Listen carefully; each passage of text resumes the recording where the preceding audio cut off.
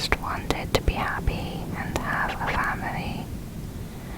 Her nickname was Nazca, meaning softness or delicate. Her life was cut short when she was murdered on the orders of her family in a so-called honor killing. When a family member is perceived to have brought dishonor on the family, killing them is seen as a way to restore the family's honor and reputation among the community. Honor crimes occur in many parts of the world, but are most widely reported in the Middle East, South Asia, and North Africa. It's important to note that this is primarily a cultural issue rather than religious. These crimes took place in the UK within a Kurdish community. The Mahmods were a strict traditional Kurdish family from the rural Mirodale tribal area of Kaladiza in Iraqi Kurdistan. This was a place where women had no rights. No rights to choose their partner, no rights to divorce, and so on. The men were in control of everything. Banaz was 10 years old in 1995 when the family came to the UK to seek asylum because of Saddam Hussein. Banaz's father was the eldest of 4 brothers who all lived in South London. However, the role of the head of the family was taken by his younger brother, Banaz Mahmod, because he was very wealthy. Banaz's father and mother, Mahmod and Baya, had 1 son and 5 daughters. The eldest daughter, Bakal, was 2 years older than Banaz. At age 15, Bakal fled the family home and spent time in foster care. When she left, all traces of her were removed from the family home, as if she did not exist, according to another sister, Daisy. Bakal reported that she would be beaten because she mixed with people her family did not approve of and had adopted Western clothing and hairstyles. Her father would become angry if she plucked her eyebrows or used perfume. Bakal said that her father had threatened to kill her family and himself if she did not return to the family home. There was an attempt to kill her when her brother asked to meet with her, and as they were walking, he struck her in the head with a dumbbell and proceeded to strangle her. Bakal bit his arm and kicked him to the ground. She screamed at him, saying, "Look at what you're doing. You're actually trying to kill me." The brother started crying and replied that he had to because he was the big man after his dad. He had to do it to put the shame to an end. And he said that their father had paid him to do it. Bakal did not report her brother, and from then on she lived in hiding, constantly moving and never leaving the house without wearing a full veil. The father, Mahmod's failure to control Bakal was viewed as weakness within the Kurdish community, and he was subjected of ostracism as a result.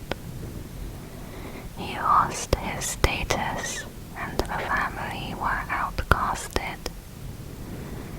Community members threatened to throw petrol bombs at their house. All 5 daughters were subjected to female genital mutilation when they were between ages 7 to 10 years old. They were told it was to protect them from becoming promiscuous. In 2019, one of the sisters, Paisley, talked about her experiences in a TED Talk. In an attempt to restore some of his status, Mahmod arranged marriages for Banaz and Paisley. By marrying off 2 of his daughters as child brides, Mahmod regained status within the community. Paisley was married at the age of 16 to a man 15 years her senior. She soon became pregnant. Her family were ecstatic that she secretly had an abortion. At age 17, Banaz was forced into her own arranged marriage with a man named Ali from the family's hometown, Kaladisa, who she had met once.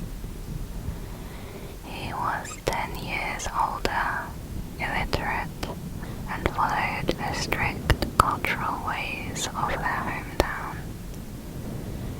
He was fresh off the plane from Iraq, and Banaz was made to drop out of college and move in with him in Birmingham. Growing up in London, teachers spoke very highly of Banaz. However, she had no friends at all, because her parents would disapprove of such socializing. She had no network and no support from anyone. Her husband was physically and verbally abusive, threatening to kill her whenever he became angry. Head injuries she received had caused her memory loss, so she began to keep a diary of the assaults and take pictures of her injuries. However, her husband found out and destroyed all the evidence. She secretly contacted the police, making reports that she had been raped and beaten many times. The officer who took her statement had assured her they would investigate her case and keep in contact with her. However, it was later revealed that they had done nothing at all. No effort had been made to even locate or talk to the husband. This was just one of 5 occasions that Banaz went to the police for help. One of her sisters found out she had talked to the police, and she told the rest of the family.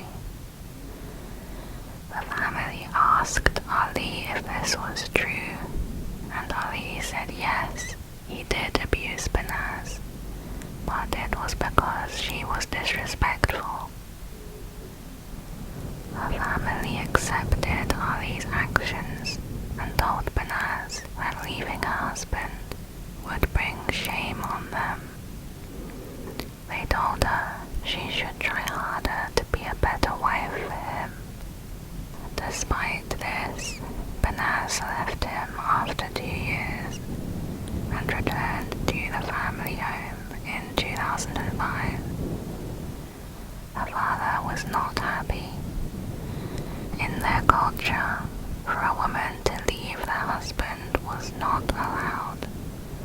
It was perhaps one of the worst things a woman could do. The community started to thinks about the situation to decide what to do about Banaz. Banaz would be followed by men, she believed, who her husband sent. One man came up to her and said that she should get in his car and go with him. She later started a secret relationship with a man named Ramat Sulmani. Ramat was a hard-working friend of the family who was often invited to dinner. However, he was not considered an option for Banaz. Ramat tried to convince Mahmod to let them marry, but Mahmod said it was never going to happen, and that even if he agreed, his brother and other members of the community would not allow it. Ramat said, "We became close friends, and at first it was just a normal friendship. Then it kept on going. The more we knew about each other, the stronger our feelings were for one another."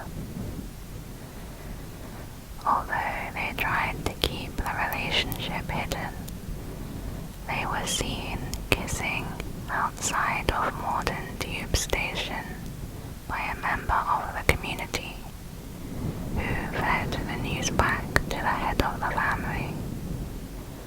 This triggered the following incidents. Banaz's uncle Ari and her father Mahmod strongly disapproved of the relationship. On the 2nd of December 2005, a meeting was held at the home of Uncle Ari with the family and other men in the community. On the orders of Uncle Ari, it was agreed that both Banaz and Ramat should be killed for bringing shame onto the family and the community. Fearing for her safety, Banaz went to the police to report that her uncle had threatened to kill her and her boyfriend. She had learned of their plot after overhearing a phone call between her uncle and mother.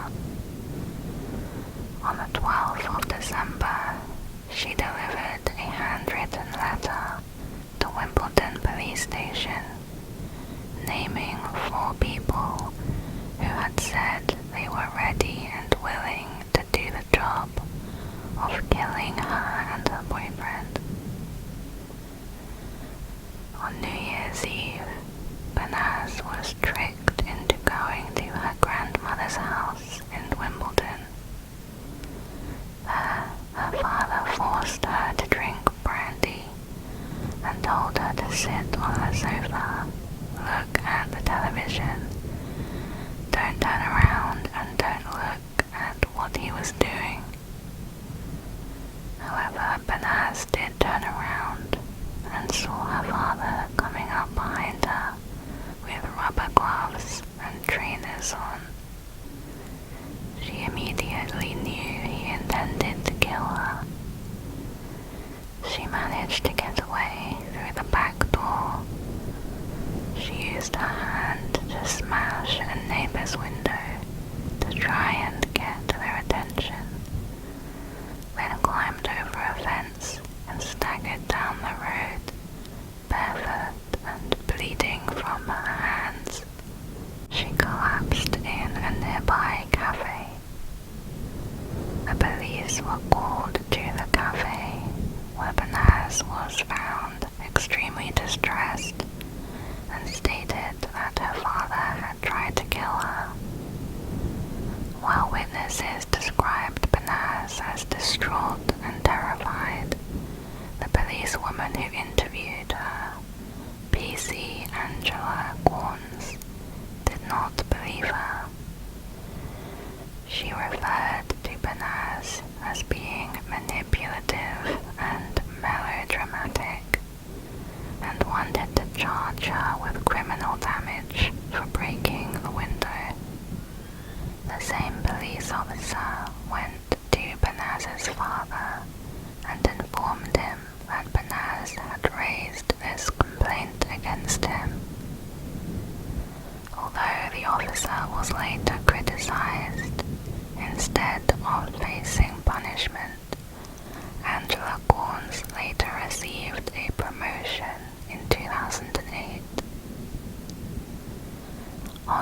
staff said they had never seen someone so frightened.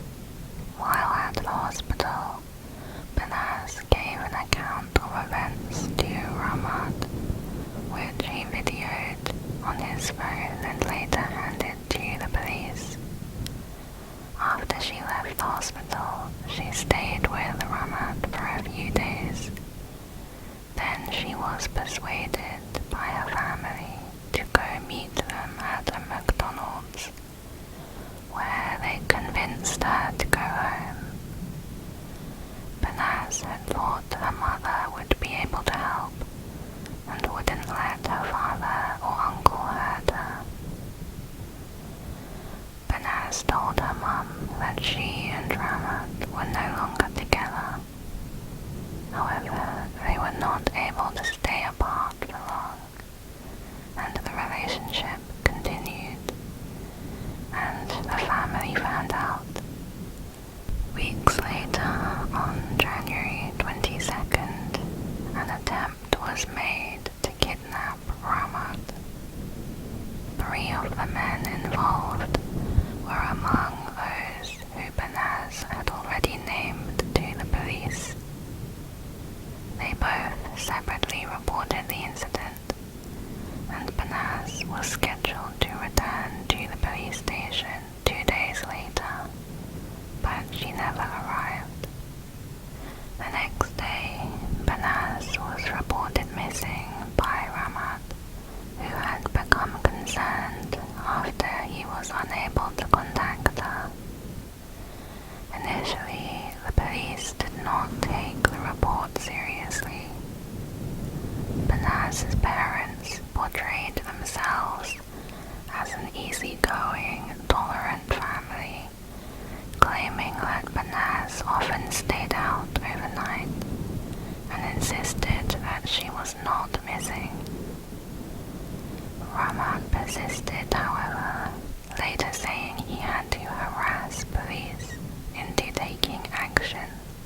Consequently, her parents and uncle were interviewed and their homes were searched.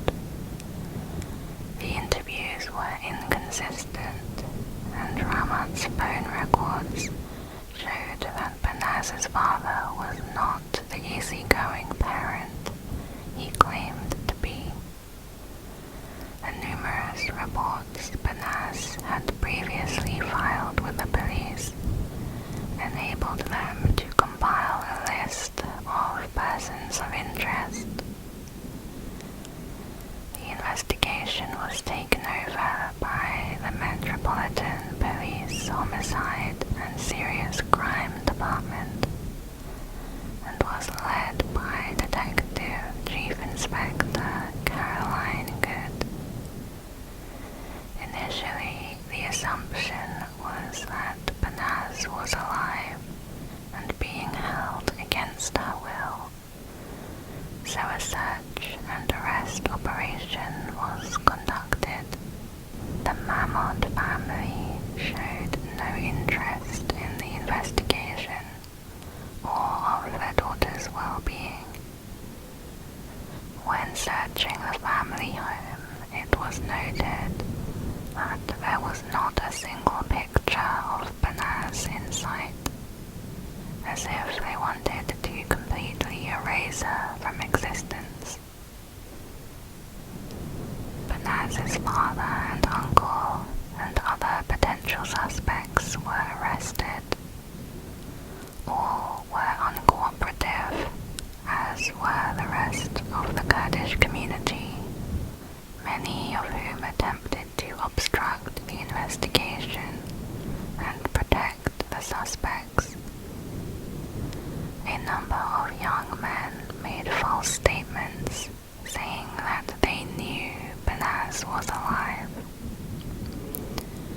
Around 50 people made themselves involved in this way, giving police false leads to follow and wasting a lot of time. The letter that Banaz had written to the police correctly identified her murderers and eventually led to their arrests. On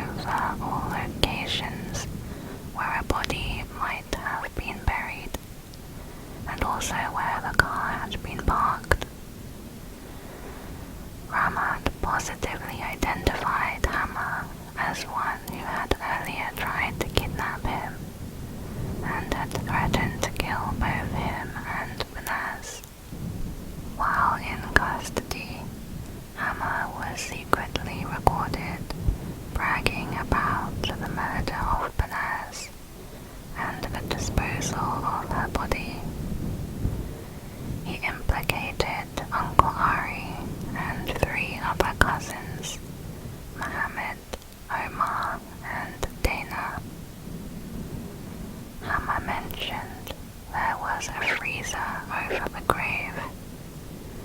This was located from the helicopter footage. They found Banaz's body buried 6 feet under the back garden of a house in Handsworth, Birmingham, inside of a suitcase. 3 months later, Banaz's uncle Ari was charged with murder. A few more months later, Banaz's father was also charged with murder. They blamed the 3 cousins, Muhammad Hamma, Muhammad Ali, and Omar Hussein, and said that they had nothing to do with it.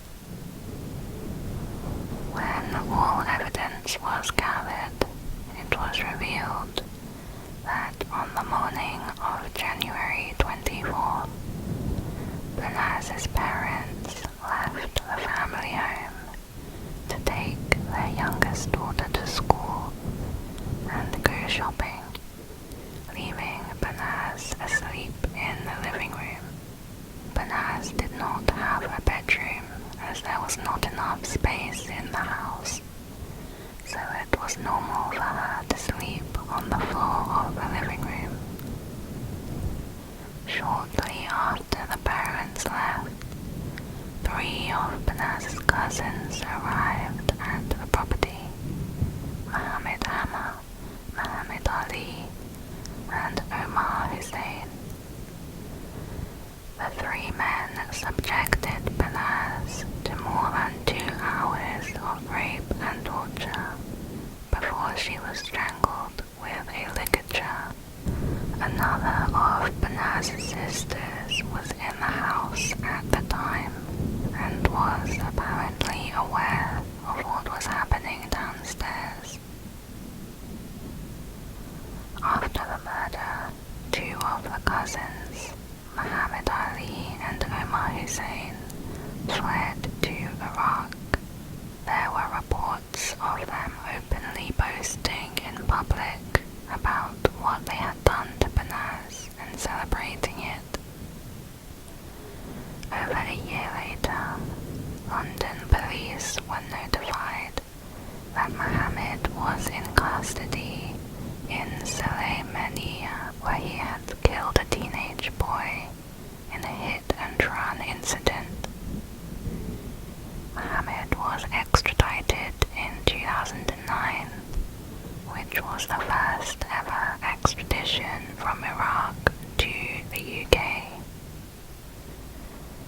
Omar had been hiding out in a remote area of Iraq, protected by his brothers, one of whom was in the military, and the other who was a senior officer of the Kurdish security services. Because of this, it was much more difficult to get to him. However, during an argument with one of his brothers in December 2009, Omar was shot in the leg with an AK-47 and was arrested after arriving at the hospital.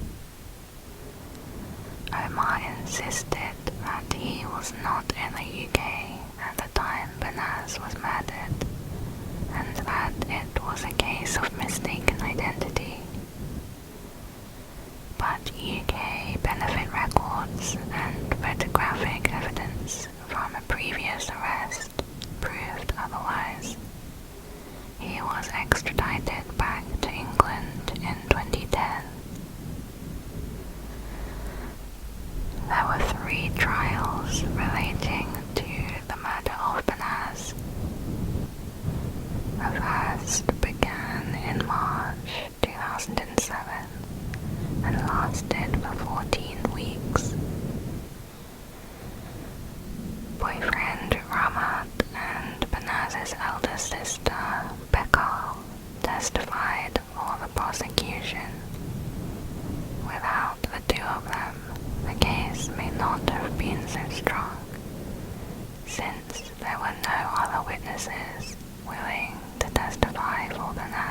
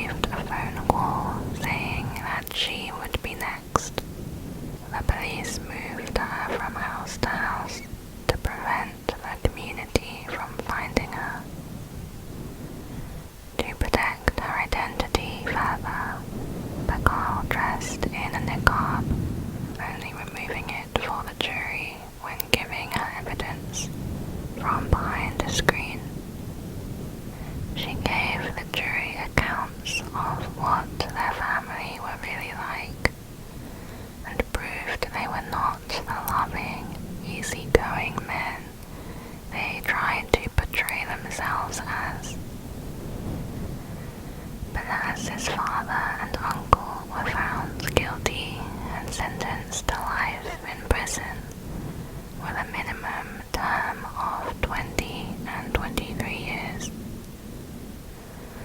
Cousin Mohammed Hammer pleaded guilty to murder shortly after the start of the trial and was sentenced to life with a minimum of 17 years. In November 2010, the other two cousins, Muhammad Ali and Omar Hussein, were found guilty of murder and sentenced to serve at least 22 and 21 years. In December 2013, another cousin, Dana Armin, was found guilty and jailed for 8 years for helping to dispose of Banaz's body. After initially claiming that Banaz's funeral would take place in Regent's Park Mosque, the family instead made their way to a different mosque in Tooting. DCI Caroline Good stated, "They had deliberately lied to us to prevent us being present. When we arrived at Tooting, it was obvious that plans had not been made for a funeral. They went in for prayers, leaving their daughter's body in a side road. There is absolutely no doubt in my mind that it was only our presence that forced the family to hold a funeral." Banaz was laid to rest at Merton and Sutton Joint Cemetery in Morden. Her family left her grave unmarked. In June 2007, a memorial service was held for Banaz at Morden Assembly Hall, following which a granite memorial headstone was placed at her gravesite. Her family did not attend either service. The purchase of the gravestone was arranged by the Iranian and Kurdish women's rights organization, with contributions by some police officers. When she was 18, Banaz's sister, Paisy, managed to leave her husband, who had become afraid that he too might be arrested if he was caught being violent to Paisy. So he accepted a divorce on the condition that Paisy would take all the blame for being a bad wife. Following Banaz's murder, her boyfriend, Ramat, went into witness protection. Despite his family members in Iran being threatened, he testified in the murder trials, referring to him as one of two real heroes in this case. DCI Caroline Good said, "Without him, we wouldn't have known that Banaz was even missing. He risked his life to go up against his whole community, and in doing so gave up everything and everyone he knew." In an interview, Ramat said, "My life went away when Banaz died. The only thing which was keeping me going was the moment to see justice being done for Banaz.